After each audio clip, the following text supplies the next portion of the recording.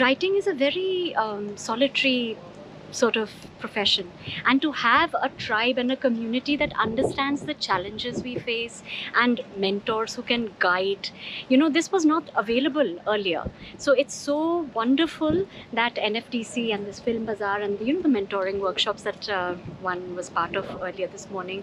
I was really loving seeing the pitches being put forward, the feedback being given. It's really valuable, and I'm really happy that NFDC is doing this. Ma'am, just now you said that earlier such types of things was not available, and as far as myself is noticed that writers or a script writer is not that much is important, not given that much importance in this industry.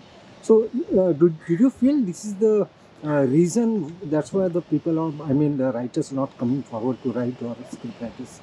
I think writers तो आएंगे ही, क्योंकि writing is a profession. Whoever really wants to tell that story, it is never a story being told for very monetary or professional reasons. It's always a story that is waiting to be told, and you cannot but write. So writers will come forward, but yes, raising the awareness about the work that writers do, the amount of work that goes into this craft, to give it that respect, that is so important. And I think this is such an important step that Film Bazaar is doing, to give writers that little bit of respect, because all we look for, it's not even money, it's just that respect for a craft.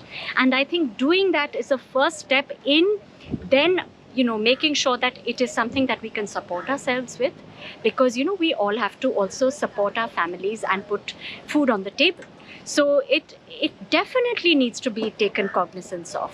And I absolutely endorse the fact that Film Bazaar NFDC is supporting writers. If they had even, I live in London, and they have these writing residencies where the writer is given money to just go and write, and that is so beautiful.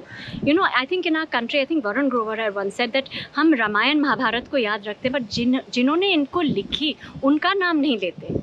So maybe that is coming down, and it's time to rethink that, because we remember Shakespeare as much as we remember Macbeth. Both are taken in the same breath.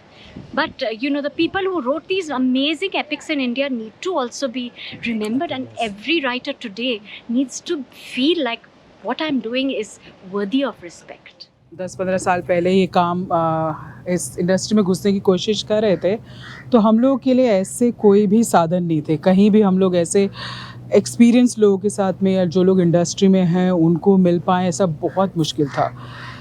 जब मैं industry में घुसने की कोशिश करी थी बहुत साल पहले, मैं तो फेसबुक पे ऐसे मैसेजेस भेजा करती थी एक्सपीरियंस राइटर्स, क्योंकि कोई तो जवाब दे दे, कोई तो बात कर ले, किसी को असिस्ट करने का मौका मिल जाए करके. तो इस तरह की जब अपॉर्चुनिटीज़ मिलते हैं आने वाले राइटर्स को, तो वो बहुत अच्छे हैं. तो बोल रही हूँ सब लोग आएँ, जितने भी राइटर्स हैं, कुछ ना कुछ तो सीख के ही जाएंगे, और कुछ ना सही तो उन्हें ये पता चल जाएगा कि वो अकेले नहीं हैं.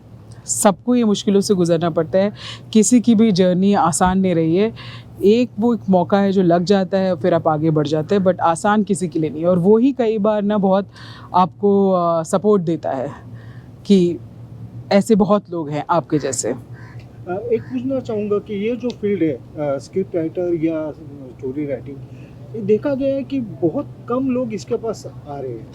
तो इंडस्ट्री में कुछ चुनिंदा लोग जो रहते हैं जिनका नाम है, बाकी के लोगों को स्ट्रगल करके भी चांस नहीं मिल रहा. तो आप ऐसे लोगों के लिए क्या कहना चाहोगे कि किस तरह से स्ट्रगल चालू रखना चाहिए इसके लिए आगे आने के लिए? जी देखिए कि राइटिंग का जो फील्ड है उसमें ग्लैमर नहीं है. ग्लैमर डायरेक्टर के लिए है, ग्लैमर एक्टर के लिए है. सीधी सी बात है, मैं एक अवार्ड शो में जिसमें मुझे 2 अवार्ड मिले, नेशनल फिल्म अवार्ड नहीं, वहाँ पर तो हमें बहुत इज्जत मिली, बिल्कुल बराबरी में ट्रीट किया गया. बड़ा फिल्म अवार्ड, वहाँ पर लिटरली आपको बताऊँ कि राइटर को कोई पूछ ही नहीं थी. मैं 2 अवार्ड लेके बैठी हूँ, मेरे को पूछनी थी, लेकिन जो एक डांस करने के लिए स्टेज पे आ रही थी उसके लिए 2 गाड़ी थी. मैं अवार्ड लेने जा रही हूँ, मुझे गाड़ी से उतार दिया.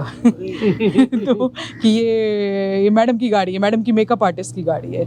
तो इसीलिए शायद लोग आना नहीं चाहते हैं. मगर क्या है कि इसमें क्रिएटिव सेटिस्फेक्शन बहुत है, तो हम इस काम में आते हैं, हम लोग कोशिश करते हैं. हार मत मानो, जो अप्रिशिएट करते हैं वो करते हैं, इस काम को, और मार्केट चेंज होगी, लोग जानेंगे कि स्टोरी के बिना कुछ नहीं है। अरे यार, हिंदी गाने जो पहले बनते थे मैं उनका फ़ैन हूँ। जैसे आनंद बख्शी साहब हो गए, साहिर लुधियानवी जी हो गए, शैलेंद्र, गुलजार साहब, जावेद अख्तर साहब, तो मैं उनका फ़ैन हूँ। मैं भी कोशिश करता हूँ कि वैसा कुछ लिखा जाए जिसमें स्टोरी आए और वर्ड्स अच्छे यूज़ हो, तो उसी तरह मैं भी करता हूँ। इसीलिए बाजीराव मस्तानी का मल्हारी गाना हो गया, मेरी कॉम के गाने, बंसाली सर के साथ 7-8 साल से काम कर रहा हूँ। मैं चाहता हूँ कि सारे नहीं तो नहीं, ज़्यादा से ज़्यादा लोग म्यूज़िक ऐसा बनाएं जैसे बंसाली सर या बनाते हैं, और लिरिसिस्ट कुछ अच्छे गाने लिखे ताकि लोगों को समझ में आए और इजीली कनेक्ट हो। तो और ज़्यादा कुछ बोलने के लिए है नहीं। और रिमिक्सेस ना बनाएं, रिमिक्सेस मत बनाओ यार।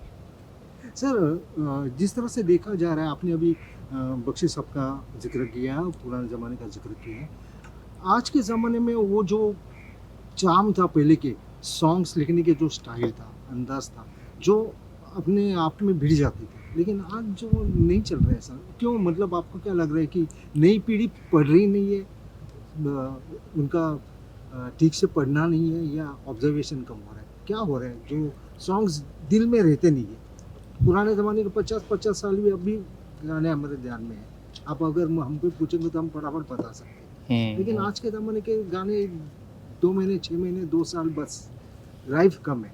ऐसा क्यों लग रहा है आपको? क्या हो रहा है? आप यंग हो, यंग ज़माने के हो, कैसा है? पहले जब लोग लिखते थे ना गाने, गानों में स्क्रीन प्ले हुआ करता था, जो मैंने पहले बताया आपको, स्टोरी होती थी। अभी स्टोरी नहीं है। अभी जो भी लिखते हैं हुक लाइन पकड़ के लिखते हैं, एक वर्ड हिट करना है, बाकी गाने में मसाला मुखड़ा अलग रहेगा, अंतरा अलग रहेगा। इसलिए आजकल के गाने मुझे लगता है चलते नहीं है, बहुत कम चलते हैं जिसमें स्टोरी होती है, स्क्रीन प्ले होता है। जैसे अमिताभ भट्टाचार्य है, इरशाद कामिल जी है, वो जो लिखते हैं गाने कनेक्ट होते हैं क्योंकि उनमें स्टोरी होती है। और मैं इतना ही कहना चाहूँगा कि राइटर्स को कि अगर वो स्टोरी पकड़ के लिखे, स्टोरी के साथ लिखे, तो अच्छा कनेक्ट हो सकता है। और अगर अच्छा कनेक्ट होगा, अच्छी स्टोरी रहेगी गाने में, तो गाना ऑटोमेटिकली हिट होगा और लोग आंखें बंद करके जब सुनेंगे तो उनको स्टोरी दिखाई देगी। तो मेन इम्पॉर्टेंट थिंग यही है और कुछ नहीं।